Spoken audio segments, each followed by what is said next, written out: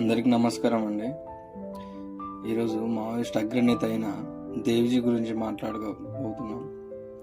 మొదటగా Maoist Devji alias తిప్పురి Tirupati. అసలు పేరు కూడా తిప్పురి తిరుపతి. దేవ్జీకి పార్టీలో పలు పేర్లు కూడా ఉన్నాయి. సంజీవ్, చేతన్, రామన్న, రమేష్ అనే పేర్లు కూడా ఉన్నాయి. ఈయన ఉమ్మడి కరీంనగర్ జిల్లాలోని కోరుట్లలో జన్మించాడు.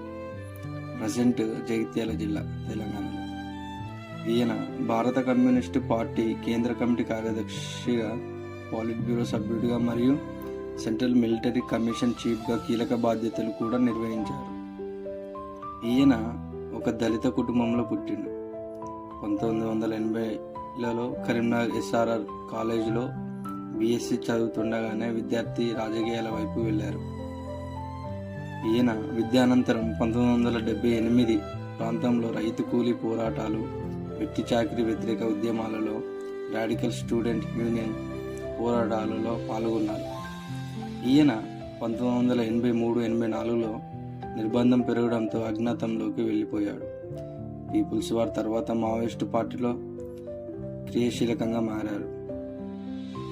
దేవ్జీ గారు యుద్ధ నిపుణుడిగా రిక్రూట్మెంట్ మరియు మిలిటరీ శిక్షణ శిబిరం నిర్వహణలో ప్రధాన పాత్ర కూడా పోషించింది. అయితే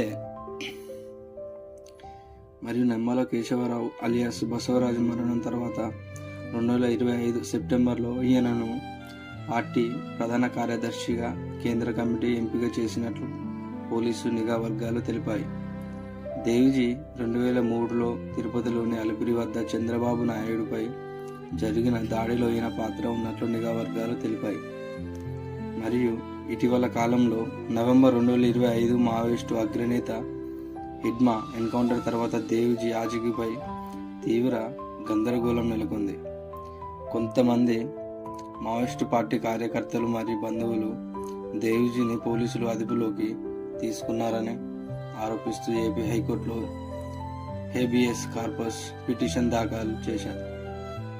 అయితే దేవ్జీ తమ అదుపులో లేరని తెలంగాణ, ఆంధ్రప్రదేశ్ పోలీసులు కోర్టుకు స్పష్టం చేశారు. అయితే తాజాగా దండకారణ్య స్పెషల్ జోన్ కమిటీ కూడా దేవ్జీతో పాటు మరో 50 మంది మావోయిస్టులు పోలీసుల అదుపులో ఉన్నారని, వారిని కోర్టులో హాజరుపరచాలని డిమాండ్ చేస్తూ ఒక ప్రకటన విడుదల చేసింది. ప్రస్తుతానికి దేవ్జీ ఎక్కడున్నారనే విషయంపై స్పష్టత లేదు. అయితే ఈ మధ్యకాలంలో